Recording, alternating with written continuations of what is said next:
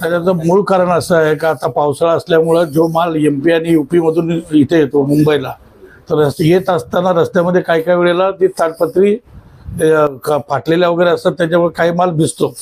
परंतु इथं आल्यानंतर जी बातमी काल आणि आज प्रसिद्ध झाली का वजन काट्यामुळं माल खराब झाले, तर तसं काही प्रकार नाही आहे. जरी APMचा वजन काटा तो तुटला 15 दिवसापूर्वी तुटलेला आहे. आता तो वजन काटा जरी बाजार समितीचा बंद असला तरी बाजूला ट्रक टर्मिनल तर वजन काटा आहे, तिथे पण वजन होत आहे. बाजूला त्याच्यानंतर गुप्ता वजन काटा आहे, तिथे पण वजन होतं. परंतु इथं आल्यानंतर डॅमेज झालेला माल संपत नाही. आणि दुसरं मूळ कारण म्हणजे फुटपाथवरती हे लोक जे धंदा करतात ते मुंबईचे फुटपाथ बऱ्याच ठिकाणी महापालिकेने बंद केलेले आहेत.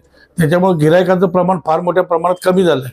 आज 50 गाडी इथे जे येते ती 50 गाडीमधली आता 25-30च गाडी येते, पण ती पण माल खपत नाही आणि माल डॅमेज होतात. 2 दिवसापासून जवळजवळ 500-700 पिशवी खराब झाली. परंतु ती तात्काळ आम्ही डम्पिंग ग्राउंडला तिकडे शिफ्ट करून साफसफाई केलेली आहे. आणि आता याच्यानंतर पुढं गिराईक कमी असेल तर आम्ही माल पण कमी मागवणार आहोत आणि अशा प्रकारचं नुकसान होणार नाही त्याची काळजी घेऊ.